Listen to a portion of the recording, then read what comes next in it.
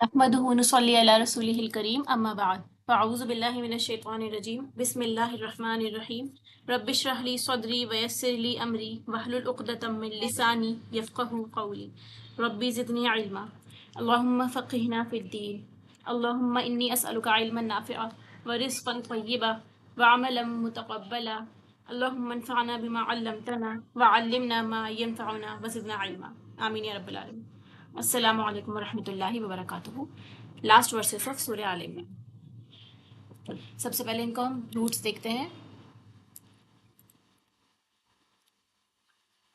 پچھلی آیات میں جیسے ہم نے پڑھا تھا غور و فکر کے اوپر اور کائنات کی تخلیق کے بارے میں آیات تھی، کیا اس کے آگے ہی کنٹینیوشن ہے کہ کس طرح ایمان والے جو ان آیات سے اللہ تعالیٰ تک پہنچتے ہیں، اس کی کائنات پہ غور و فکر کرتے ہیں، تو نتیجے میں وہ کیا دعا مانگتے ہیں اللہ تعالیٰ سے۔ ٹھیک ہے، ربنا اننا، اے ہمارے رب بے شک ہم نے، سمعنا سنا ہم نے، منادین ایک پکارنے والے کو، منادی کسے کہتے ہیں جو ندا دیتا ہے، پکارتا ہے، تو ہم نے سنا ایک پکارنے والے کو، ینادی وہ پکار رہا تھا، للایمانی ایمان کے لیے، یعنی ایمان کی طرف بلا رہا تھا لوگوں کو۔ ایمان کس پر؟ اللہ سبحانہ تعالیٰ کی ذات پر۔ ان آمنو بربکم، کہ ایمان لاؤ اپنے رب پر، فآمنا تو ہم ایمان لے آئے، یعنی ان لوگوں نے کیا کہا کہ ہم ایمان لاتے ہیں اس کی پکار پر۔ ربنا اے ہمارے رب، فاغفر لنا پس بخش دے ہمارے لیے، ذنوبنا ہمارے گناہوں کو، وکفر اور دور کر دے، عنا ہم سے، سیئاتنا ہماری برائیوں کو۔ ٹھیک ہے، سو جو ہے برائی کے لیے استعمال ہوتا ہے، تو سیئات اس کی جمع ہے، ہماری برائیوں کو ہم سے دور کر دے، وتوفنا مع الابرار اور فوت کر ہمیں نیک لوگوں کے ساتھ۔ ابرار کون ہوتے ہیں؟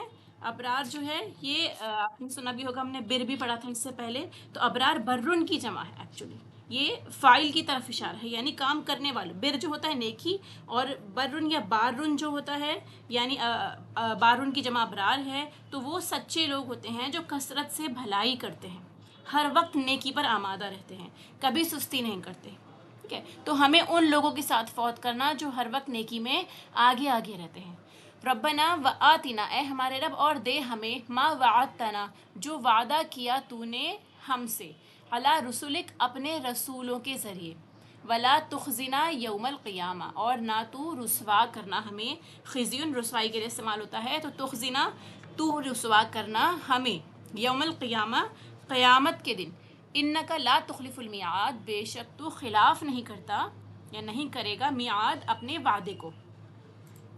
فاستجاب لہم تو دعا قبول کر لی۔ ٹھیک ہے، جواب دینا بھی ہوتا ہے اس سے، استجاب کرنا یعنی آپ کی دعا کو ایکسیپٹ کیا گیا ہے۔ تو اللہ سبحانہ وتعالیٰ اس کے آنسر میں کیا فرماتا ہے کہ ہم نے دعا قبول کر لی، لہم ان کے لیے، ربہم ان کے رب نے، یعنی ان کے رب نے ان کی دعا سن لی، انی لا اضیع، کیا جواب دیا اللہ تعالیٰ نے کہ بے شک میں نہیں ضائع کروں گا، عمل عامل، عمل کسی عمل کرنے والے کا، عامل فاعل کے وزن پر ہے، یعنی عمل کرنے والا، کام کرنے والا۔ ٹھیک ہے، منکم تم میں سے، یعنی تم میں سے جو کوئی بھی کام کرے گا، عمل کرے گا، میں اس کا عمل ضائع نہیں کروں گا، من ذکرن او انثی، خواہ وہ مرد ہو یا عورت۔ دیکھیں عمل میں کیا کیا چیزیں آتی ہیں، جیسے آپ کوئی بھی کام کرتے ہیں، آپ نے حرکت کری، آپ نے کوئی چیز اٹھا کے دوسری جگہ رکھی، وہ بھی ایک عمل ہے۔ ٹھیک ہے، تو کوئی بھی کام، کسی بھی طرح کا کام جو آپ کرتے ہیں، اور اللہ سبحانہ تعالیٰ کس کام پہ ریوارڈ دیں گے؟ جو اللہ کی رضا کے لیے ہوتا ہے، لوگوں کی بھلائی کے لیے ہوگا، خلوص کے ساتھ ہوگا، سنت کے مطابق ہوگا۔ ٹھیک ہے، تو کسی بھی عمل کرنے والے کا عمل، چاہے وہ مرد ہو یا عورت ہو، ضائع نہیں کیا جائے گا۔ بعضکم من بعض، فرمایا کہ تمہارے بعض سے ہیں، یعنی مرد عورت آپس میں ایک دوسرے کے جنس سے ہی ہیں، ایک دوسرے سے ہی آگے بڑھے ہیں، نسل آگے بڑھی ہے۔ فالذین ہاجروا تو وہ جنہوں نے ہجرت کی، ہاجروا یعنی انہوں نے ہجرت کی۔ ٹھیک ہے، ہجرت کرنا، ہاجرہ کیا ہوتا ہے؟ ایک جگہ سے دوسری جگہ جانا، یا ایک کام کو چھوڑ کے دوسرا کام اختیار کرنا، خصوصی طور پر اللہ کی رضامندی کے لیے اگر آپ کوئی کام چھوڑتے ہیں، کوئی جگہ چھوڑتے ہیں، تو اس کے لیے ہجرت کا لفظ استعمال ہوتا ہے۔ وَأُخْرِجُوا اور وہ نکالے گئے، یعنی ان کو نکال دیا گیا، من دیارہم ان کے ہی گھروں سے، وَأُوذُوا اور وہ اذیت دیے گئے، فی سبیلی میرے راستے میں، یعنی اللہ کے راستے میں ان کو تکلیف پہنچی، وقاتلو اور انہوں نے جنگ کی، وقتلو اور وہ مارے گئے. دیکھیں دونوں ورڈ بالکل سیم ہیں، لیکن یہ عربک گرامر کا قاعدہ ہوتا ہے اس میں کہ آپ اس کا میننگ جو ہے اگر آپ عربک گرامر جانتے ہوں گے تو ڈفرینس سمجھ پائیں گے. قاتلہ جو ہوتا ہے جنگ کرنے کے لیے استعمال کیا جاتا ہے، اور قتلہ جو اس کا مجہول ہوتا ہے یعنی ان کے اوپر اٹیک ہوتا ہے. ٹھیک ہے، یعنی انہوں نے جنگ بھی کی، اللہ کے راستے میں وہ لڑتے بھی ہیں، اور اگر وہ مارے بھی جاتے ہیں اللہ کے راستے میں تو اللہ تعالیٰ فرماتا ہے لَأُكَفِّرَنَّ عَنْهُمْ سَيِّئَاتِهِمْ، میں ضرور دور کر دوں گا. ٹھیک ہے، کفارہ جو ہم نے پڑھا ہے انکار کرنے کے لیے بھی استعمال ہوتا ہے، چھپانے کے لیے بھی استعمال ہوتا ہے، ایسے ہی یہاں پہ دور کرنے کا اس کا معنی لیا گیا ہے. کانٹیکچوئل میننگ سے ہم سمجھیں گے اس کو، یعنی میں دور کر دوں گا انہم ان سے ان کی برائیاں، وَلَأُدْخِلَنَّهُمْ اور میں ضرور داخل کروں گا ان کو جنات باغات میں، تجری من تحتها الانہار بہتی ہیں ان کے نیچے سے نہریں، ثوابا من عند اللہ یہ ثواب ہے، یہ بدلہ ہے اللہ کے پاس سے، واللہ عندہ اور اللہ اس کے پاس حسن الثواب اچھا بدلہ ہے، کہ اللہ ہی کے پاس سب سے بہترین بدلہ ہے. جو بھی کوئی کام کرتا ہے اس کا ریوارڈ اسے اللہ سے ہی طلب کرنا چاہیے. لا یغرنک ہرگز نہ دھوکے میں ڈالیں آپ کو، یعنی ہرگز آپ کو کسی بھی طرح سے آپ کو غافل نہیں کرے. یغرنک میں غین رائز کا روٹ ہے، یعنی کسی کو غافل کر کے، غافل پا کر اس سے اپنا مقصد حاصل کر لینا، اس کو فریب دینا، دھوکہ دینا. ٹھیک ہے، تو ہرگز نہ دھوکے میں ڈالے گا آپ کو. تقلبو چلنا پھرنا، تقلبو میں قاف لام باعث کا روٹ ہے، ہم نے پڑھا تھا نا قلب کی کیسے حرکت رہتی ہے. قلب بھی باڈی کے اندر، قلب یعنی ہارٹ، باڈی کے اندر الٹ پلٹ ہوتا رہتا ہے. چلنا پھرنا بھی اس سے مراد دیا گیا ہے. ٹھیک ہے، اور یہاں کیا اشارہ ہے؟ کاروبار کو وسعت دینے کے لیے جو انسان دنیا میں چلتا پھرتا ہے، کوشش کرتا ہے، اس کو یہاں پہ تقلب کی طرف اس کا اشارہ کیا گیا ہے. چلنا پھرنا ان لوگوں کا جنہوں نے کفر کیا شہروں میں، فی البلاد شہروں میں جنہوں نے کفر کیا اور وہ چلتے پھرتے ہیں، آپ ان کو دیکھ کے دھوکے میں نہ پڑیے گا. متاع قلیل جو دنیا ان کے پاس ہے وہ کیا ہے؟ فائدہ اٹھانے کا سامان تھوڑا سا. قلیل یعنی یہ تھوڑا ہے.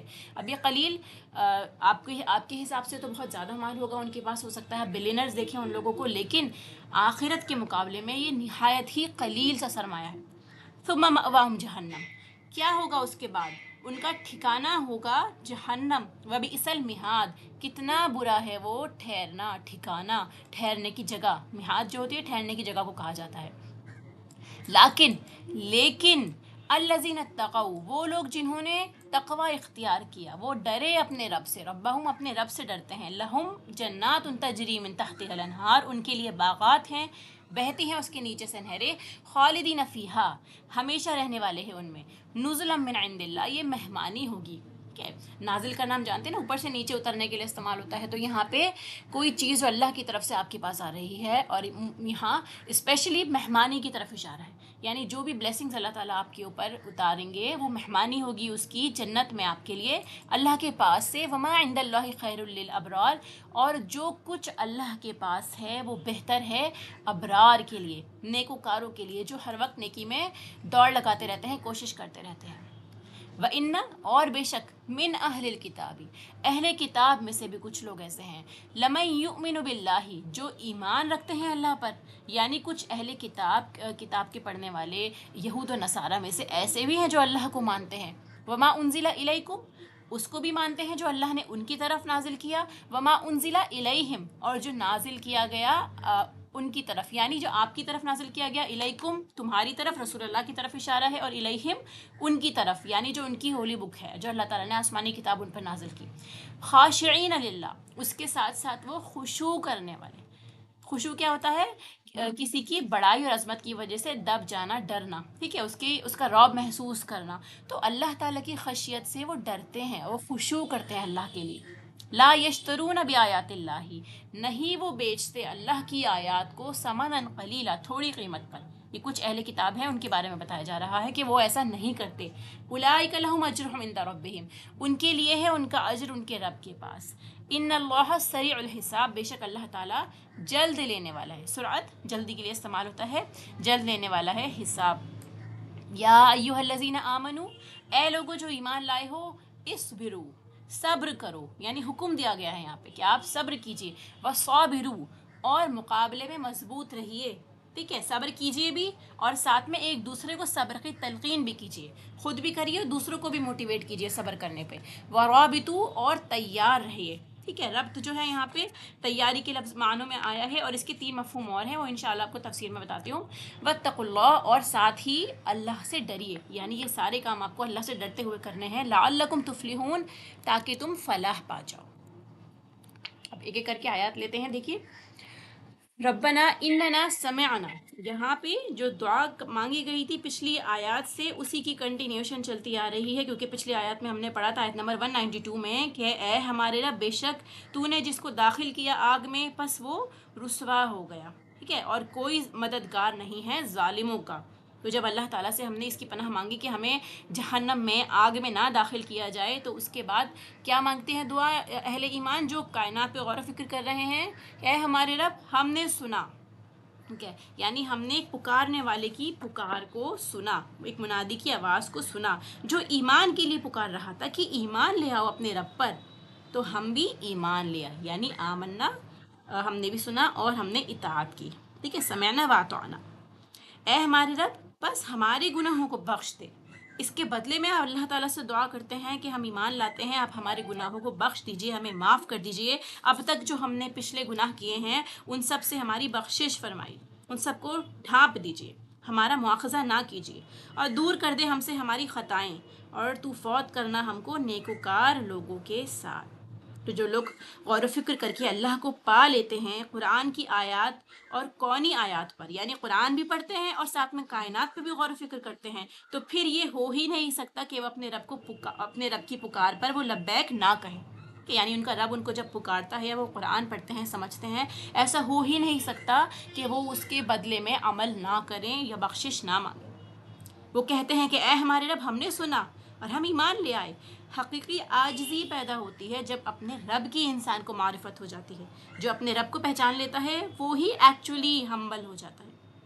پھر وہ خود کو بڑی چیز نہیں سمجھتا، نہ اپنی نیکیوں کو دیکھتا ہے کہ رب کی جیسی عبادت ہمیں کرنی چاہیے تھی وہ ہم نے کی، یا ہم نے بہت زیادہ کر لیا، یا اتنی نیکیاں ہم کر رہے ہیں، ہم جمع کر رہے ہیں، ہم باقی لوگوں سے بہت بہتر ہیں. ایسا کچھ بھی اس کے ذہن میں نہیں آتا. وہ اپنی کوتاہیوں پر نظر رکھتا ہے. ٹھیک ہے، بجائے اس کی کہ وہ دوسروں کو اکیوز کرے، دوسروں سے نفرت کرے، اپنی غلطیاں دوسروں پر ڈالے، وہ یہ دیکھتا ہے کہ مجھ سے کیا غلط کام ہو، میں نے اپنے رب کو کہاں ناراض کیا، یا میں نے فلاں اللہ کے بندے کو کس طرح سے ناراض کیا. ٹھیک ہے، وہ اپنی غلطیوں پہ نظر ڈالتا ہے. اسی کے بعد ہی وہ غور و فکر کرتا ہے، اپنے رب سے دعا کرتا ہے کہ میری بخشش فرما.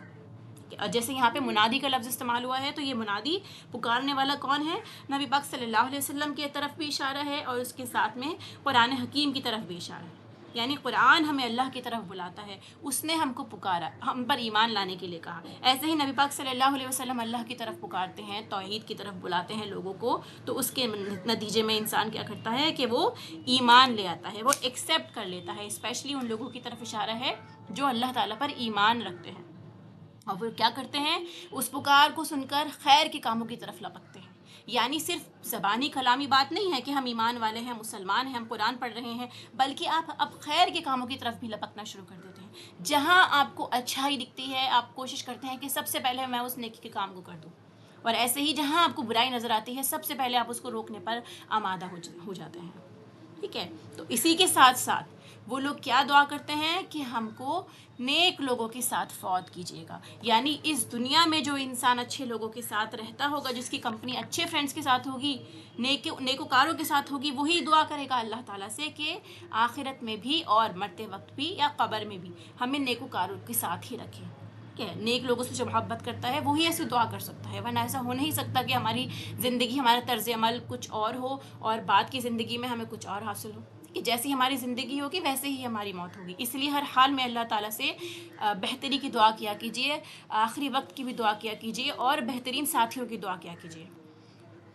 اگلی آیت ہے ربنا وآتنا ما وعدتنا علی رسولک، کہ اے ہمارے پالنے والے معبود، ہمیں وہ دے جس کا وعدہ تو نے ہم سے اپنے رسولوں کی زبانی کیا ہے، اور نہ تو رسوا کر ہم کو قیامت کے دن، اور بے شک تو اپنے وعدوں کی خلاف ورزی نہیں کرے گا. عام طور پر ہم سب لوگ کیا کرتے ہیں، جو دنیا کی رسوائی ہوتی ہے، دنیا میں ہم ہیوملیٹ ہوتے ہیں تو اسی پہ اتنا سوچنے لگتے ہیں، اپنے آپ کو ڈپریشن میں لے جاتے ہیں کہ فلاں بندہ کیا کہے گا، اگر میں نے دین کو فالو کیا تو لوگ کیا کہیں گے. یا کوئی بھی اچھا کام جب آپ کرنے پر آتے ہیں تو آپ سوچتے ہیں کہ مجھے سامنے سے تانے پڑیں گے، 2 باتیں سننے کو مل جائیں گی، ہم لوگوں کی نظروں میں گر جائیں گے. ٹھیک ہے، تو لہٰذا کیا کرتا ہے انسان، وہ نیکی کے کاموں کو چھوڑ بیٹھتا ہے. ٹھیک ہے، فرمایا کہ یہ لوگ آخرت کی پرواہ کیوں نہیں کرتے. ٹھیک ہے، یہ لوگ جو ہے یہاں پہ آیا کہ جو ہم دنیا کی ہیوملیشن میں اپنے آپ کو اسی پہ سوچتے ہیں کہ اگر ہم دنیا میں لوگوں کو ناراض کر دیتے ہیں تو سب ختم ہو جائے گا. یہاں یہ فرمایا کہ اللہ تعالیٰ تو ہمیں قیامت کے دن رسوا نہ کرنا. ایمان والے آخرت کی رسوائی کی فکر کرتے ہیں. کیوں؟ کیونکہ وہ آخرت ہمیشہ رہنے والی ہے، ہمیشہ کی زندگی ہے. اس کے علاوہ انسانوں کے سامنے آپ 100 جھوٹ بول کر بھی اپنی عزت بچا سکتے ہیں، لیکن اللہ کے سامنے کون جھوٹ بول سکتا ہے؟ دنیا میں انسان کتنی بھی عزت پالے، کتنی ہی اس کو رسوائی ہو جائے، دونوں صورتوں میں ہی دنیا تو ایک نہ ایک دن ختم ہونے والی ہے. ہمیشہ باقی رہنے والی کون ہے، کون سی چیز ہے؟ ہمیشہ باقی رہنے والی وہ آخرت ہے. وہاں کی رسوائی اصل رسوائی ہوگی. اسی لیے جب انسان اللہ کی عظمت کو پا لیتا ہے تو اپنی حیثیت کچھ بھی نہیں سمجھتا، اپنی غلطیاں اس کو بہت بڑی نظر آتی ہیں، اور دنیا کی شرمندگی اس کے لیے کوئی معنی نہیں رکھتی اگر وہ آخرت کے لیے اپنی دنیا کو تھوڑا بہت بھی اس میں دنیا کی وجہ سے ہیوملیٹ ہو رہا ہے آخرت کمانے کے لیے. تو کیا کرتا ہے ایمان والے؟ وہ دعا کرتے ہیں کہ وہاں کی رسوائی سے ہمیں بچا لیں، جہاں ہر چیز کھل کر سامنے آ جائے گی، سب کے سامنے نام اعمال کھلا ہوا ہوگا آپ کا، پوری دنیا دیکھ لے گی آپ نے چھپ کے کیا کام کیا، راتوں کو آپ کیا کرتے تھے. آپ اوپر سے اچھے بنتے تھے، دین کا لبادہ اڑتے تھے، لیکن اندر ہی اندر آپ کے اندر کتنا زہر اور نیگیٹیوٹی بھری ہوئی تھی. اسی لیے کوشش کریں کہ اپنے اندر کو پاک رکھیں اور آخرت کو سامنے رکھ کے ہر عمل کریں. اللہ تعالیٰ فرماتے ہیں اس آیت میں کہ بے شک ایمان والے کہتے ہیں کہ تیرا وعدہ تھا اپنے بندوں سے وہ ہم نے بالکل سچا پایا. تو ہم اپنے وعدے کے خلاف تو نہیں کرتا، لہٰذا تو ہمیں معاف کر دے. فَاسْتَجَابَ لَهُمْ. اب اتنی دعاؤں کے بعد اللہ سبحانہ و تعالیٰ کی طرف سے کوئی نہ کوئی آنسر تو ضرور آنا تھا. کہ پچھلی آیات میں جیسے ہم نے پڑھا وہ مومن بندہ اللہ سے دعا کر رہا ہے، اس کے نتیجے میں آپ یہ آیت دیکھیے، اللہ تعالیٰ فرماتا ہے فَاسْتَجَابَ لَهُمْ، یعنی ان کی دعائیں قبول ہو گئیں کہ بے شک میں ضائع نہیں کروں گا تم میں سے کسی عمل کرنے والے کا کوئی بھی عمل، خواہ وہ مرد ہو یا عورت ہو، کوئی بھی انسان. ٹھیک ہے، بچہ، بوڑھا، مرد، عورت ہو، اگر کوئی نیک عمل کرتا ہے اللہ کی رضا کے لیے کرتا ہے تو اس کا عمل بالکل بھی ضائع نہیں ہوگا. اللہ تعالیٰ فرماتا ہے تم میں سے بعض سے ہیں، یعنی مرد اور عورت میں بحیثیت انسان کوئی فرق نہیں. کون زیادہ افضل ہے؟ جس کے اندر تقوی زیادہ ہے. دونوں کے باہم ملاپ سے ہی نسل وجود میں آتی ہے، یہ ایک دوسرے کا ہی حصہ ہے. ٹھیک ہے، بعض کا حصہ ہے. تو یہاں سے دونوں کی ایکوالٹی کے بارے میں بھی پتہ چلتا ہے، دونوں کی امپورٹنس کے بارے میں بھی پتہ چلتا ہے. اللہ تعالیٰ اس کے آگے کیا فرماتے ہیں کہ وہ لوگ جنہوں نے ہجرت کی، ٹھیک ہے، وہ لوگ جنہوں نے ہجرت کی اور وہ اپنے گھروں سے نکالے گئے، اللہ کے راستے میں وہ تکلیف اٹھائے گئے، ذہنی اور جسمانی ہر طور پہ کسی بھی طرح سے جیسے آپ کو تکلیف ہو سکتی ہے اللہ کے راستے میں اگر آپ دین فالو کرتے ہیں، اور اس کے بعد لڑے، اللہ کے راستے میں مارے گئے. اللہ تعالیٰ فرماتا ہے کہ میں ضرور پورا کروں گا ان کے لیے، ان کی برائیاں مٹا دوں گا اور ان کو داخل کروں گا ان باغوں میں جن کے نیچے نہریں بہتی ہیں. ٹھیک ہے، تو ان کے رب نے ان کی دعا قبول کر لی، کسی کا عمل ضائع نہیں ہوگا، کچھ کیے بغیر اچھائی کی امید نہیں رکھنی ہے. اس آیت سے کیا پتہ چلتا ہے؟ جو عمل کیا وہ ضائع نہیں ہوگا. ایسا نہیں کہ بیٹھے بیٹھے بس دعا کرتے رہے اور سوچا کہ اللہ تعالیٰ اپنے بندوں کو نوازتا ہے، آپ نے کچھ بھی نہیں کیا، صرف ایمان لانا یا رسول اللہ کا امتی ہونا آپ کے لیے کافی ہے، آپ کو بخشوا دے گا. تو یہ ساری وہ تمنائیں ہیں جو اہل کتاب رکھا کرتے تھے، اور یہ ساری باتیں بے بنیاد ہیں. آپ اچھا کریں گے، عمل کریں گے تو آپ کو ریوارڈ ملنا ہے. اللہ کے یہاں قدر ہے اچھے عمل کی، اور جزا کے لیے مرد عورت میں کوئی فرق نہیں، دونوں ایک ہی نوع سے ہیں. ٹھیک ہے، کوئی تقوی میں آگے ہوگا تو اس کے حساب سے اس کو فوقیت حاصل ہوگی، جنس کے اعتبار سے اللہ تعالیٰ کے یہاں کوئی تفریق نہیں. ٹھیک ہے، اصل شرط کیا ہے؟ کام کر کے لاؤ، عمل کر کے لاؤ. ایسے ہی اصل بدلہ انسان کی کوششوں کا اللہ ہی کے پاس ہوتا ہے. یعنی دنیا میں آپ اگر اپنی کوششیں کرتے ہیں اور لوگوں سے بدلہ چاہتے ہیں تو یہ چیز بھی کیا ہے، ہو سکتا ہے آپ کو تھوڑا بہت ریوارڈ مل جائے، ہو سکتا ہے آپ کی تھوڑی ناموری ہو جائے، 2 لوگوں میں آپ کا نام ہو جائے اور کچھ دن لوگ آپ کو یاد رکھیں، لیکن پھر وہی ٹھیک ہے، پھر کیا ہوگا؟ پھر آپ کنٹینیوسلی لوگوں کو خوش کرنے کے لیے عمل کرتے رہیں گے تو آپ کی نظر اللہ تعالیٰ سے ہٹ جائے گی. لہٰذا فرمایا کہ اصل بدلہ تو اللہ کے پاس ہے آپ کی کوششوں کا، تو اللہ سے ہی امید رکھیے، اللہ کو راضی کرنے کی کوشش کیجیے. ٹھیک ہے. پھر اس آیت میں آگے دیکھیے جو فہرست بتائی گئی ہے نیک عمل کی جو اللہ کو پسند ہے وہ کیا ہے؟ ہجرت. سب سے پہلے ہجرت آیا کہ ہجرت جو جیسے ہجرت حبشہ کی طرف بھی آپ جانتے ہیں کہ مسلمانوں کی ہجرت ہوئی، حبشہ کی طرف ہوئی 2 دفعہ. وہ اپنے ملک کو چھوڑ کے گئے، اپنے وطن کو چھوڑ کے گئے، اپنے گھر بار کو چھوڑ کے اللہ کے لیے، صرف اللہ کے دین کو فالو کرنے کے لیے دوسرے ملک میں جا بستے ہیں. اس میں عورتیں بھی شامل تھیں. ٹھیک ہے، اس ہجرت میں عورتیں بھی شامل تھیں. بعض روایت میں آتا ہے کہ حضرت سلمہ نے ایک دفعہ رسول اللہ صلی اللہ علیہ وسلم سے پوچھا کہ کیا بات ہے کہ عورتوں کی ہجرت کا کہیں قرآن میں ذکر ہی نہیں آتا، تو اس پر یہ آیت نازل ہوتی ہے. ٹھیک ہے. ہجرت، اور ہجرت جو ہے آپ اگر اس کو اپنے اوپر بھی لیں تو ہر اس غلط کام کو چھوڑ دینا جس سے اللہ تعالیٰ ناراض ہو، وہ بھی آپ کی عملی ہجرت میں آتا ہے. آپ نے اس لائف سے، اپنے لائف سٹائل سے، اپنے ایسے لوگوں سے، ایسے انوائرمنٹ سے، ایسی محفلوں سے ہجرت کر لی جہاں رہنا آپ کو اللہ تعالیٰ کی ناراضگی کا سبب بن سکتا ہے، آپ کے اعمال ضائع کر سکتا ہے. اس کو چھوڑ دینا بھی ہجرت ہے. آج کل کے دور میں تو سب سے امپورٹنٹ ہجرت یہی ہے ہمارے لیے. پھر گھروں سے نکالے گئے دین کی وجہ سے، اگر آپ کو کوئی نقصان پہنچتا ہے، اللہ کی اطاعت کرتے ہوئے، اللہ کو راضی کرتے ہوئے کوئی تکلیف پہنچتی ہے، خصوصاً خواتین کو. ٹھیک ہے، اللہ کے راستے میں، دین کے راستے میں جب آپ نکلتے ہیں بہت سارے بیریئرز آتے ہیں، اسی میں چلتے چلتے آپ کو موت آ جاتی ہے. اسی کوشش میں اگر آپ اللہ سے جا ملتے ہیں تو کیا ہوگا؟ اللہ تعالیٰ سے بہتری کی امید ہے، ریوارڈ کی امید ہے. ٹھیک ہے. پھر جنگ، اللہ کے راستے میں جنگ کرنا اور شہید ہو جانا. پہلا قطرہ خون کا گرتے ہی شہید کے سارے گناہ معاف ہو جاتے ہیں. شہادت کے بارے میں ہم نے لاسٹ کلاس میں بھی پڑھا تھا. عورتوں کی شہادت کیا رہتی ہے؟ حج کرنا اور تعلیم و تعلم کا کام کرنا. ٹھیک ہے، اور شہادت کی دعا کر کے کہ اللہ تعالیٰ ہمیں بھی شہادت کی موت نصیب فرمائے. تو آج دنیا میں اللہ کے راستے میں قربانیاں کرنا، غم اور تکلیف کو برداشت کر لینا، اللہ سے اجر کی امید رکھنا کہ اللہ کے یہاں اجر محفوظ ہے، یہی سب سے بڑی اللہ تعالیٰ کے یہاں پہ بھی شہادت کا مقام حاصل کرنے کی وجوہات ہیں، کہ آپ یہ اسباب ہیں کہ آپ اس طرح اللہ تعالیٰ کے یہاں اعلیٰ مقام حاصل کر سکتے ہیں. اس کے بدلے میں کیا ہوگا؟ میں ضرور ان کی برائیاں ان سے دور کر دوں گا. اللہ تعالیٰ فرماتا ہے کہ ان کی برائیاں ان سے دور ہوں گی، اور ساتھ میں وہ ایسی جنتوں میں داخل ہوں گے جس کے نیچے نہریں بہہ رہی ہیں. یہ ہے ثواب اللہ کی طرف سے، اور اللہ تعالیٰ ہی کے پاس ہے بہترین ثواب. سب سے اچھا ریوارڈ جو کوئی دے سکتا ہے وہ اللہ تعالیٰ کی ذات ہے. لا یغرنک تقلب الذین کفروا فی البلاد.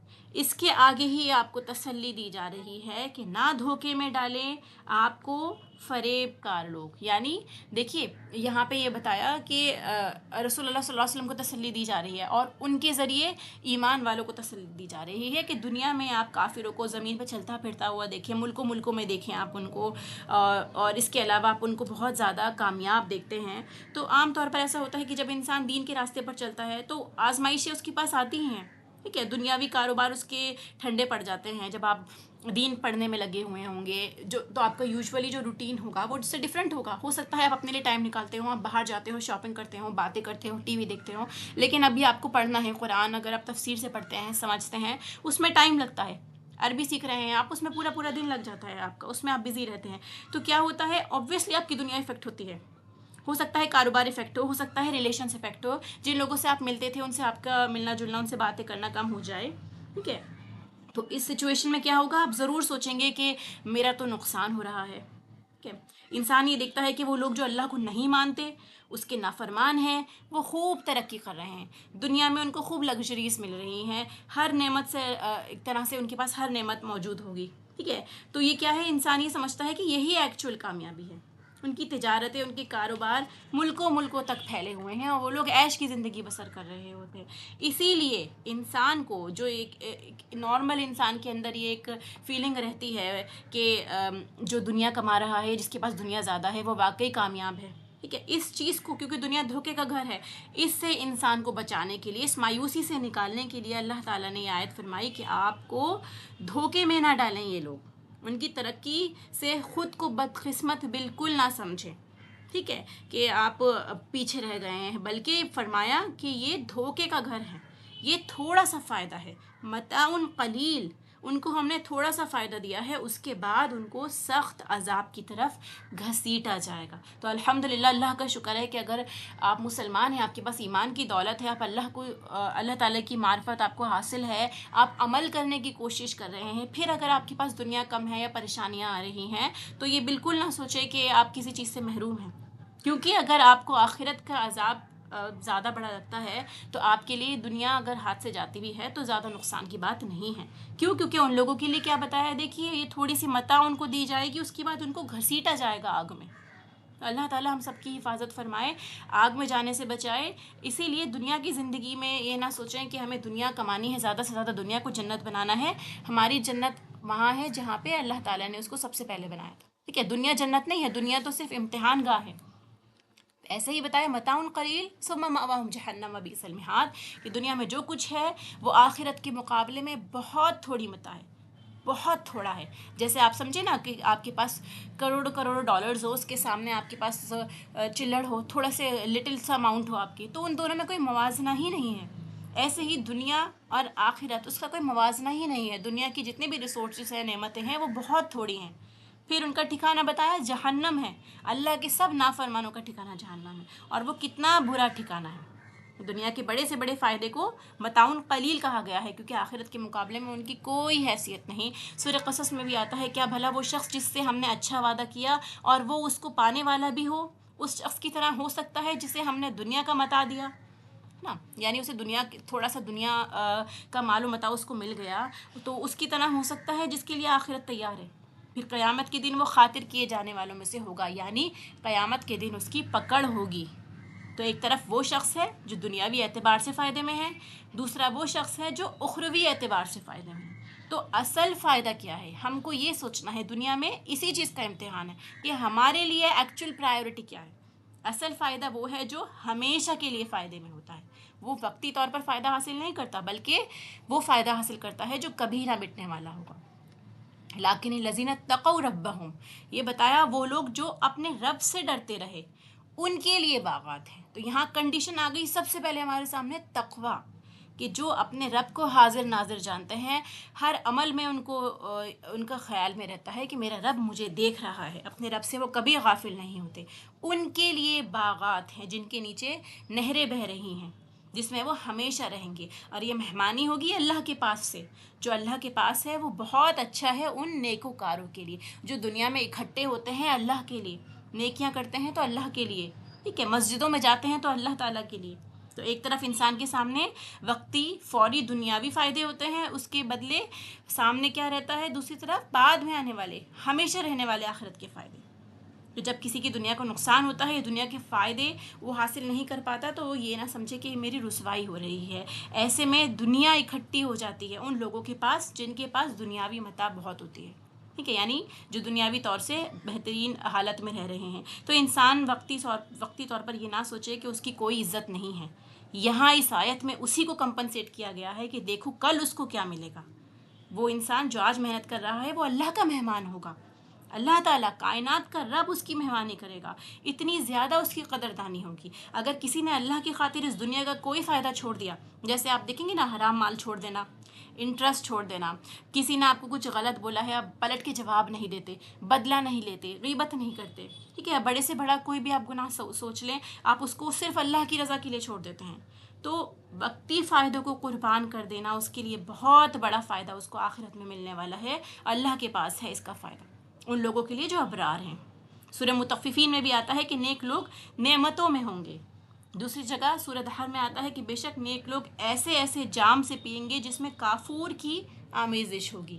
ایسے ہی سورہ کہف کی آیت میں آتا ہے کہ بے شک وہ لوگ جو ایمان لائے اور اچھے کام کرتے ہیں ان کے لیے فردوس کے باغات کی مہمانی ہوگی، ٹھیک ہے، وہ مہمان کہاں کے ہوں گے، فردوس، جنت الفردوس، سب سے اعلیٰ ترین جو جنت بتائی جاتی ہے وہ جنت الفردوس ہے، سب سے اعلیٰ جنت، جس میں وہ ہمیشہ رہیں گے اور ان سے قطعاً ٹلنا نہ چاہیں گے، یعنی آپ کا دل ہی نہیں چاہے گا کہ آپ کو جنت سے نکالا جائے، آپ وہاں سے کہیں دور جائیں۔ اللہ تعالیٰ ہم سب کو وہاں شامل فرمائے۔ اس کے لیے آج دنیا میں تھوڑا برداشت کرنا ہے، سیکریفائس کرنا ہے۔ جو دنیا میں اللہ کی خاطر ستائے گئے انہی لوگوں کو یہ سب کچھ ملنا ہے۔ جو آج بہت سارے لوگوں سے آپ نے سنا ہوگا کہ نہیں برداشت ہوتا مجھ سے، اور کب تک سہنا پڑے گا، اتنا مجھے برا بھلا کہا جاتا ہے، کوئی بھی ایسی بات جو آپ کو بہت انوائنگ لگتی ہے، آپ پریشان ہیں، بیمار ہیں، کسی بھی طور سے آپ لاس میں ہیں، تو آپ یہ سوچ لیں کہ دنیا میں آپ اگر اللہ کی خاطر ستائے جا رہے ہیں، پریشان ہیں، اور آپ صبر کرتے ہیں، تو وہاں کا ریوارڈ آپ کو ہمیشہ ہمیشہ کے لیے ملنے والا ہے انشاءاللہ۔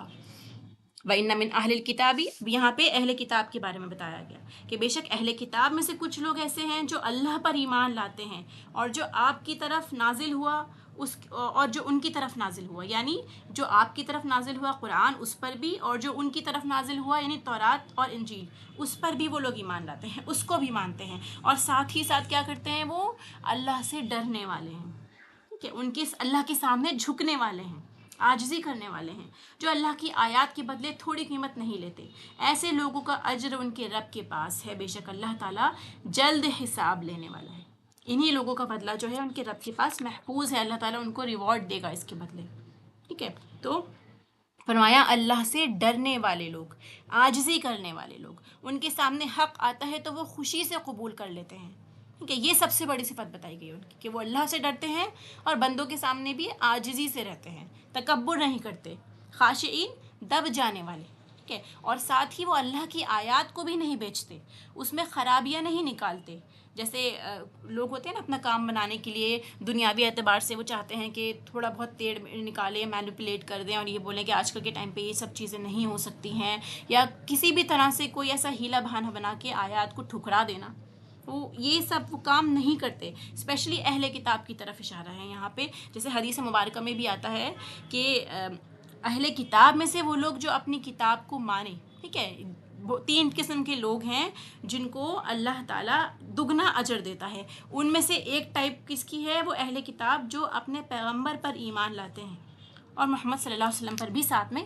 ایمان لاتے ہیں اور ان کو نبی مانتے ہیں، ان کے لیے دوہرا اجر ہے، ٹھیک ہے، ایسے لوگوں کو ڈبل ریوارڈ ملے گا، اور یہ پوری حدیث آپ کے سامنے ہے، یہ ایک حصہ تھا صحیح مسلم میں، ایسے ہی پوری حدیث یہ ہے 3 kinds of people will have a double reward، 3 قسم کے لوگ ہیں، ٹھیک ہے، پہلا جیسے ہم نے ابھی پڑھا کہ اہل کتاب جو رسول اللہ کو بھی مانے اور اپنے پروفٹس کو بھی مانتے ہیں صلی اللہ علیہ وسلم، اس کے علاوہ وہ sleeve who fulfills his duty towards Allah and towards his master، یعنی ایک غلام ہے، اور وہ اپنے مالک کی بھی اطاعت کر رہا ہے اور اس کے ساتھ ساتھ اللہ کی بھی اطاعت کر رہا ہے، اس کو ایسے سمجھے جیسے آج کل کے ٹائم میں ہم کسی کے یہاں ڈیوٹی کرتے ہیں، ہم کسی جاب میں ہیں اور ہم یہ سوچتے ہیں کہ نہیں ہمارا جو باس ہے وہی ہمارا ماسٹر ہے، اگر ہم نے نماز پڑھی یا اگر ہم نے داڑھی نہیں بنوائی تو کیا ہوگا، وہ ہمیں جاب سے نکال دے گا، اس کا اتنا خوف ہونا، ٹھیک ہے، تو وہ غلام جو اپنے مالک کی بھی اطاعت کر رہا ہے لیکن اپنے اللہ کی بھی اطاعت کر رہا ہے، کیونکہ اصل مالک اس کے مالک کا بھی اس کا رب ہی ہے، اس کو 2 گنا ریوارڈ مل رہا ہے،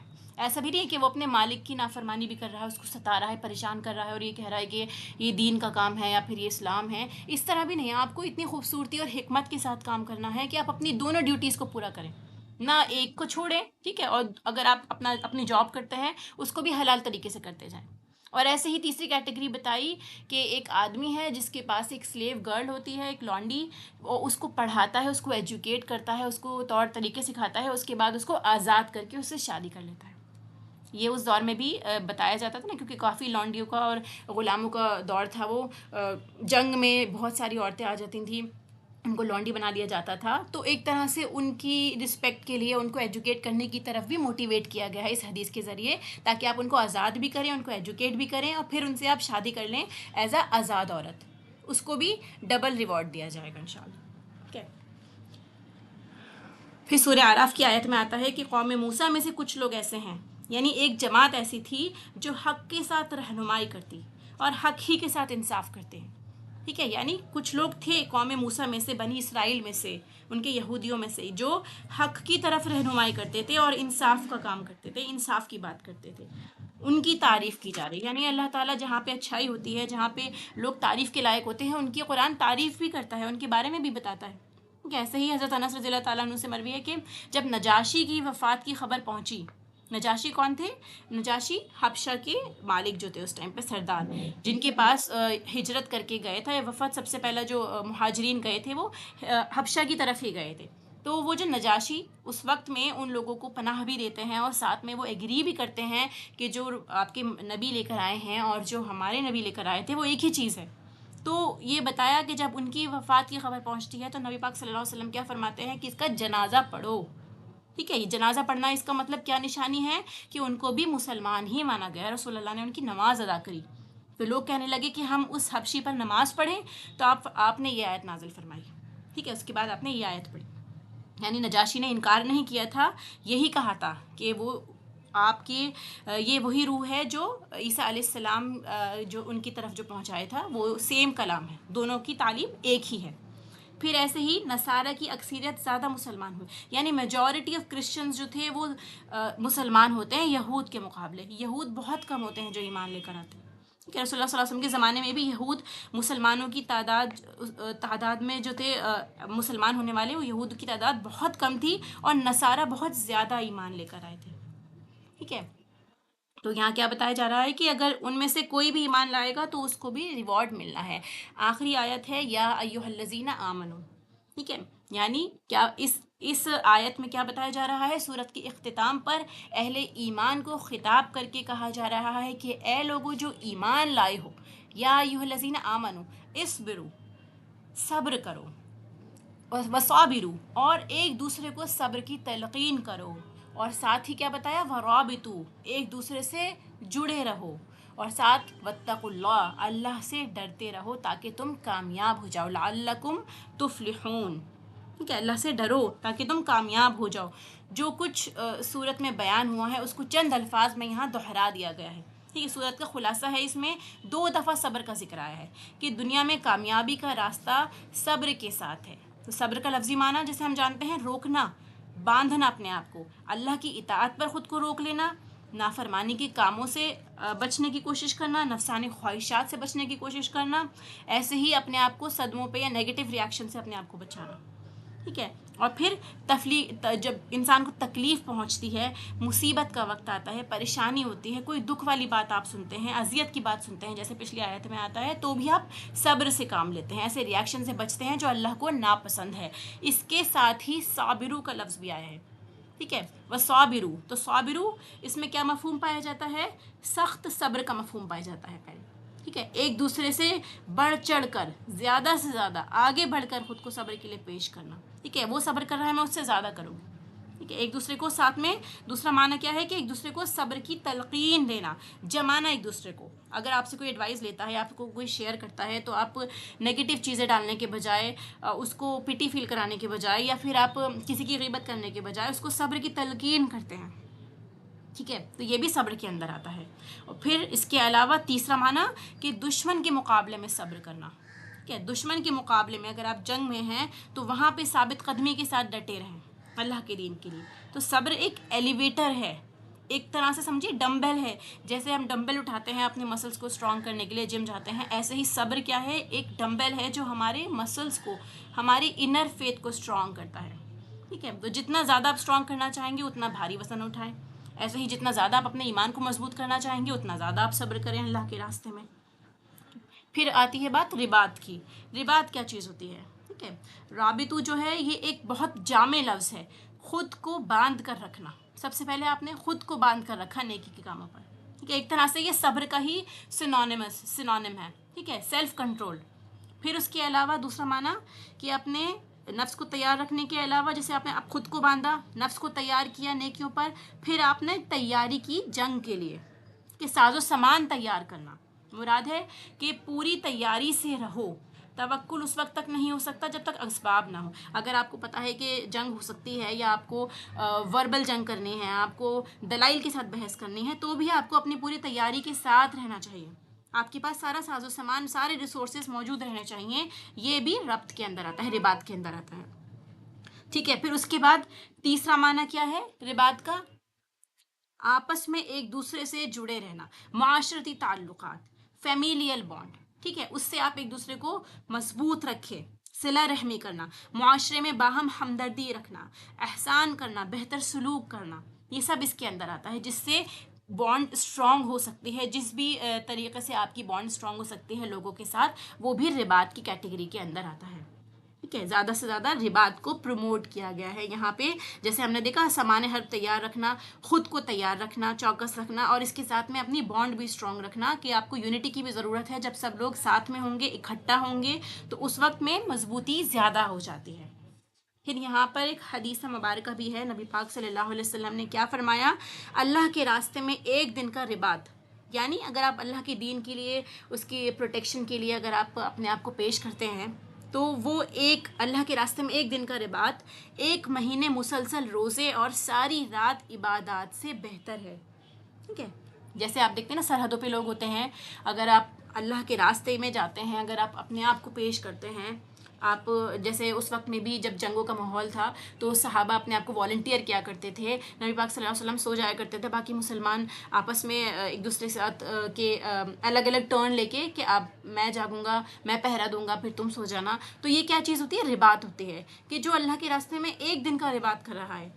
ٹھیک ہے، تو وہ کیا ہے؟ 1 مہینے مسلسل روزے اور ساری رات عبادت سے بہتر ہے. اور اگر وہ اسی حال میں مر گیا تو اس کے عمل رباط کا ثواب روزانہ کے لیے ہمیشہ اجر اس کا جو ہے جاری رہے گا. یعنی وہ جو اس کا عمل جو کرتا تھا، وہ اسی حالت میں اگر اس کی شہادت ہو جاتی ہے تو اس کا وہی اجر لکھا جائے گا، اس کا رزق جاری رہے گا، اور ساتھ میں وہ شیطان سے بھی محفوظ رہے گا اور قبر کے حساب سے بھی وہ معمون رہے گا. اتنے ریوارڈز بتائے گئے ہیں.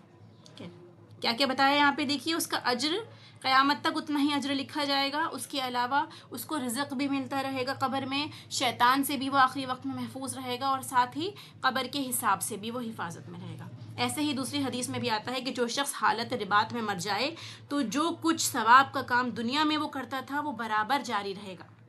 ٹھیک ہے، فتنوں سے محفوظ رہے گا، اور قیامت کے دن اللہ تعالیٰ اسے ایسے اٹھائیں گے، یعنی وہ اتنا مطمئن اٹھے گا کہ محشر کا کوئی خوف اس پر نہ ہوگا. اللہ تعالیٰ ہم سب کو اس کی توفیق عطا فرمائے. ایک اور طریقہ ہے رباط حاصل کرنے کا. حدیث مبارکہ میں یہ بھی آتا ہے کہ رباط کیا چیز ہوتی ہے؟ ایسے حال میں وضو کرنا جب دل نہ چاہ رہا ہو. جیسے سردی کا موسم ہے، آپ بیمار ہیں، آپ تھکے ہوئے ہیں، کسی بھی طرح سے آپ کا دل نہیں چاہ رہا کہ آپ وضو کریں یا مشقت کریں، اٹھیں. ٹھیک ہے، اسپیشلی ٹھنڈ کے موسم میں جب بہت ٹھنڈ لگ رہی ہوتی ہے تو من نہیں کرتا وضو کرنے کا. ایسے حال میں وضو کرنا جب دل نہ چاہ رہا ہو، مسجدوں میں دور سے چل کر جانا اور ایک نماز کے بعد دوسری نماز کا انتظار کرنا، یہ بھی رباط کے اندر آتا ہے. یعنی ایک نیکی کری آپ نے اور اس کے بعد آپ دوسری نیکی کا انتظار کر رہے ہیں، خصوصی طور پر ایک نماز کے بعد دوسری نماز کا انتظار کر رہا ہے، تو یہ بھی رباط کے اندر ہی آئے گا. پھر ایک اور حدیث ہے اس کی طرح کہ جب میں تمہیں وہ چیز بتا دیتا ہوں جس سے اللہ تعالیٰ گناہوں کو معاف کر دیتا ہے اور درجات کی بلندی فرماتا ہے. پہلا، وضو کو مکمل کرنا باوجود سردی کے، زخم کے، درد کے، اعضاء کا دھونا. مشکل جب آپ کو نظر آ رہا ہو اعضاء کا دھونا اپنا، اس کے باوجود بھی آپ وضو کر رہے ہیں، تو یہ پہلی کیٹیگری کیا ہے؟ جو گناہوں کو معاف کر دیتی ہے، درجات کو بلند کرتی ہے، وضو کو مکمل کرنا. دوسرا، مسجد کی طرف کثرت سے جانا، اور اگر ہم ایز اے لیڈی دیکھیں تو کثرت سے نوافل کا اہتمام کرنا. اور پھر تیسرا، ایک نماز کے بعد دوسری نماز کا انتظار کرنا. فرمایا یہی رباط ہے. تو دین کے کاموں پر پوری طرح انسان الرٹ رہے، اچھے حالات ہو برے حالات ہو، دین کو خدمت کا موقع اپنا دیتا رہے. آج کل کے دور میں اپنے ریلیجن کو پروٹیکٹ کرنا، علمی میدان میں اسلام کی سرحدوں کی حفاظت کرنا، دلیل کے ساتھ بات کرنا، اسٹرانگ رکھنا، اپنے عقائد کو غلط چیزوں سے بچا کے رکھنا. ٹھیک ہے، توحید پہ ڈٹے رہنا، اپنی ویلیوز کو کمپرومائز نہ کرنا. جو آپ کو پتہ ہے کہ اسلام اس چیز کو منع کرتا ہے تو آپ سوسائٹی کے پریشر میں نہیں آئیں گے. سنت طریقے کو فالو کرنا، گفتگو میں جملے ایسے استعمال کرنا کہ جس سے آپ زیادہ سے زیادہ اپنے دین کو پروموٹ کر سکیں، اور ایسا نہ ہو کہ آپ دین کا مذاق بنا رہے ہیں. ٹھیک ہے، لوگوں کے ساتھ مل کے آپ بھی دین کی کھلی اڑانے لگ جائیں. اس چیزوں سے پرہیز کریں.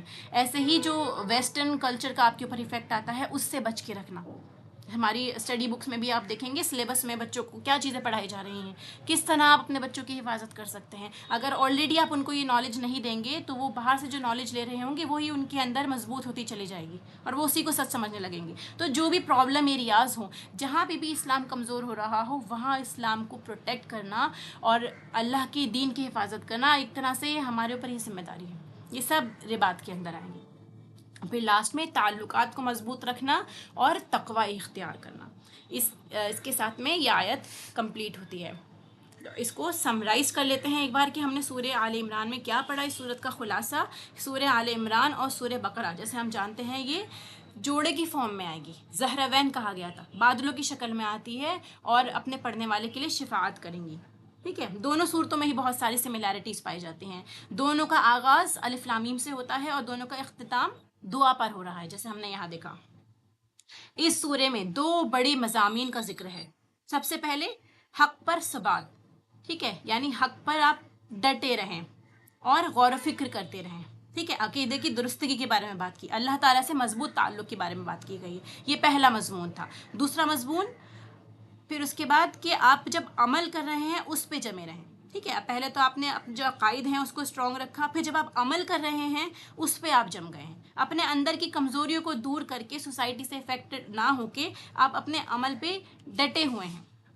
پھر ایسے ہی 2 بڑے واقعات کا ذکر ہے. سب سے پہلے جو واقعہ ہوا تھا ہم نے پڑھا تھا وفد نجران سے متعلق تھا جو باہر سے آئے تھے. ایسے ہی دوسرا واقعہ غزوہ احد سے متعلق تھا جو اندرونی طور پہ ہوا. ٹھیک ہے, 2 بڑے واقعات کا ذکر ہوا جہاں سے ہمیں کیا لیسن ملتا ہے کہ ایمان پر قائم رہتے ہوئے انسان کو بعض مشکلات باہر سے بھی آ سکتی ہیں اور بعض اندر سے بھی آ سکتی ہیں. وہ اس کا امتحان ہوتا ہے تو کیسے وہ اپنے دین پر ثابت قدم رہتا ہے. پھر اس کے بعد ابتدا میں اللہ تعالیٰ کا تعارف کرایا گیا, اللہ کی صفات کے بارے میں بتایا گیا, عقیدہ توحید کو مضبوط کیا گیا. پھر ایمان پہ ثابت قدمی کے لیے اندر سے جماؤ کی ضرورت ہے اس کے بارے میں بتایا گیا. پھر آخری آیت میں بھی ثبات کے لیے ہی کہا گیا جیسے ہم نے پڑھا نا صابروا ورابطوا, اس کے اوپر مضبوط تعلقات کے اوپر بات کی گئی ہے. تو دین پر ثابت قدمی کس طرح حاصل ہو سکتی ہے؟ اللہ سے مضبوط تعلق کے ذریعے, یعنی اللہ کی رسی کو مضبوط تھام کے, اور دوسرا لوگوں سے مضبوط تعلق رکھ کے, رابطہ جو ہم رابطہ کریٹ کرنا ہے لوگوں سے, حبل من الناس اور حبل من اللہ. پھر وہ عوامل جو انسان کو راستے سے ہٹانے کا ذریعہ بن سکتے ہیں وہ کیا ہیں؟ وہ محکمات اور متشابہات آیات کے اوپر. اس کے اوپر آپ زیادہ سوال کریں گے تو متشابہات میں پڑھ کر آپ اپنے آپ کو دین سے بھٹکا سکتے ہیں. پھر یہاں پہ دعا بھی سکھائی گئی جو ہم نے دعا یہاں سے سیکھی تاکہ ہم شکوک و شبہات سے اپنے آپ کو بچا سکیں. پھر جنگ بدر کی مثال دی گئی کہ تمہارے لیے بہت بڑی نشانی ہے ان 2 گروہوں میں جو آپس میں لڑتے ہیں کہ تھوڑی تعداد والے بھی مضبوط ایمان کے ساتھ بڑی تعداد پر غالب آ سکتے ہیں. ٹھیک ہے, تو کس طرح اللہ تعالیٰ جو ہے اقلیت کو اکثریت پر غلبہ دیتا ہے. یعنی اگر آپ کم لوگ ہیں اور آپ واقعی اپنے ایمان میں مضبوط ہیں تو آپ زیادہ لوگوں پر, میجورٹی پر بھی غالب آ سکتے ہیں. ایسے واقعات سے بھی انسان کے اندر ثبات پیدا ہوتا ہے. پھر حضرت عیسیٰ علیہ السلام کی مثال دی گئی کہ کیسے کسی فرد کو, انڈیویجول کو اللہ تعالیٰ نے اٹھایا, پھر ان کی مدد کی. اسی طرح سے 313 صحابہ جو تھے رسول اللہ صلی اللہ علیہ وسلم کے ساتھ, ان کی مدد کی گئی. پھر سورہ بقرہ میں جیسے طالوت کے ساتھیوں کا ذکر کیا گیا تھا ایسے ہی یہاں ریلیٹ کر کے ہم کو سکھایا گیا. پھر آخری لمحے تک مسلمان رہنے کو کہا گیا. تو اللہ تعالیٰ نے کیا فرمایا اس کے بعد کہ آپ تفرقے سے بچیں. ٹھیک ہے, اختلافات جب ہو جاتے ہیں, رسول اللہ صلی اللہ علیہ وسلم کی سنتوں کو آپ چھوڑ دیتے ہیں تو کیا ہوگا؟ اس سے بھی آپسی لڑائی کا اندیشہ ہے, تو وہاں پہ بھی ثبات کو خطرہ ہے. اسی لیے بچایا کہ تفرقے سے بچیں اور سنتوں پر جم جائیں. اللہ تعالیٰ صبر کرنے والوں کی مدد کرتا ہے, جو دعا کرتے ہیں حسبنا اللہ و نعم الوکیل. پھر وجوہات بتائے جو ثبات کو کمزور کر دیتے ہیں. اس کے علاوہ دنیا کی زینت, دنیا کی رونقیں, دنیا کی محبت جو انسان کو ہلا دیتی ہے, اگر ان کو صحیح نیت کے ساتھ صحیح جگہ استعمال کریں گے تو یہ چیزیں بھی ثبات کا ذریعہ بنتی ہیں. ٹھیک ہے, پھر اچھی بیوی, اچھی نیک اولاد اور مال, کس طرح اس کے ذریعے ہم اللہ تعالیٰ کا قرب حاصل کر سکتے ہیں. جہاں یہ چیزیں کمزور پڑنے کے لیے پھسلنے کا سبب بنتی ہیں, نیکی میں پیچھے رہنے کا سبب بنتی ہیں, انسان کو اندر سے کھوکھلا کر دیتی ہیں, وہاں اگر آپ ان کا صحیح استعمال کرتے ہیں تو آپ اپنے اللہ کو راضی کر سکتے ہیں, اپنے رب کو راضی کر سکتے ہیں. ٹھیک ہے, پھر عورت کا کردار کہ حق کے راستے میں ثبات کس طرح حاصل کر سکتی ہیں. جیسے ہم نے پڑھا حضرت عمران کی بیوی کا واقعہ تھا کہ انہوں نے کیسے اللہ تعالیٰ سے دعا کی, ان کی قربانی کا انداز دیکھیے. ایسے ہی مریم علیہ السلام کا ایمان, عیسیٰ علیہ السلام کی ولادت معجزانہ طور پر ایک عورت کے ذریعے ہوئی. پھر مریم علیہ السلام کی والدہ جیسے ہم نے ان کے بارے میں پڑھا, زکریا علیہ السلام کی دعا کا ذکر ہے یہاں پہ. ٹھیک ہے, پھر اس کے بعد طریقہ حق پر ثابت قدم رہنے کے بارے میں بتایا گیا. یہ ساری چیزیں جو ہم نے اس صورت میں سیکھی ہیں کہ انسان کو اندھا دھند پیروی سے روکا گیا ہے, اسی لیے ہوش مند رہنا ضروری ہے, دین کی سمجھ اختیار کرنی ضروری ہے, مغفرت کی طرف دوڑنا ہے, اللہ تعالیٰ سے بخشش مانگنی ہے جس کے لیے ہمیں عمل کرنا ہے. ٹھیک ہے, تو صبر، ثبات، اندر کی مضبوطی، ماحول کی مضبوطی، اللہ سے تعلق مضبوط رکھنا اور آپس میں ایک دوسرے کے ساتھ اچھے تعلقات رکھنا، یہ ہم نے اس صورت میں سیکھا ہے۔ اب ان کی ایک بار ہم تلاوت سن لیتے ہیں۔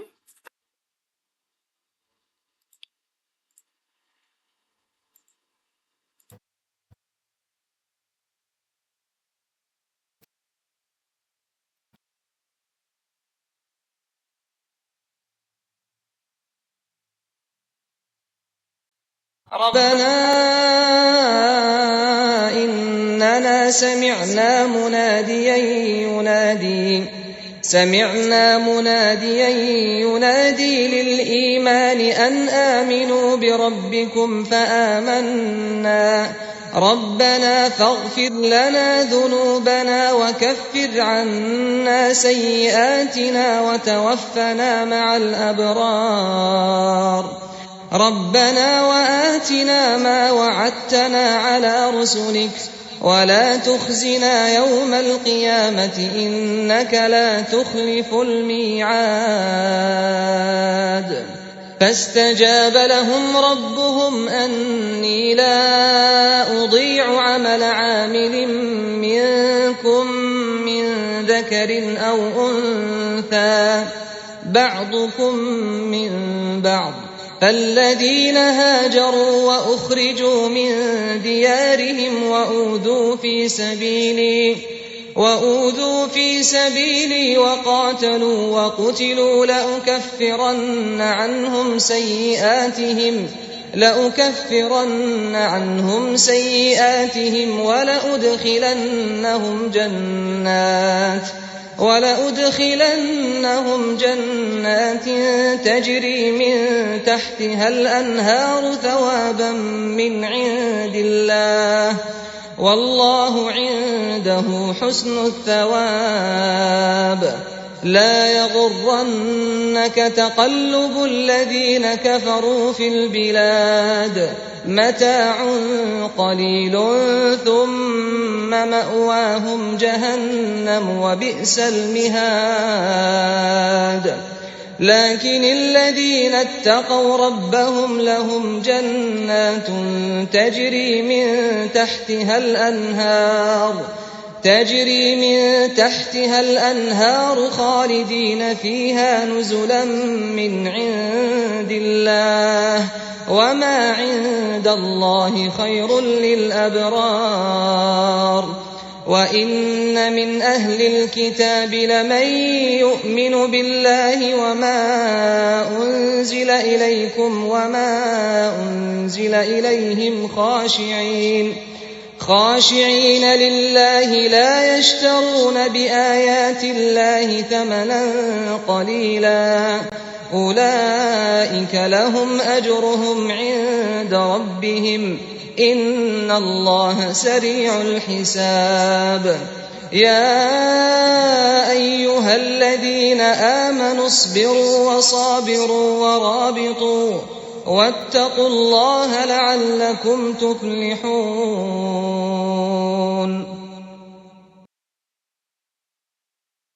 وآخر دعوانا ان الحمد للہ رب العالمین سبحانک اللہم وبحمدک نشہد ان لا الہ الا انت نستغفرک ونتوب الیک۔ السلام علیکم ورحمۃ اللہ وبرکاتہ۔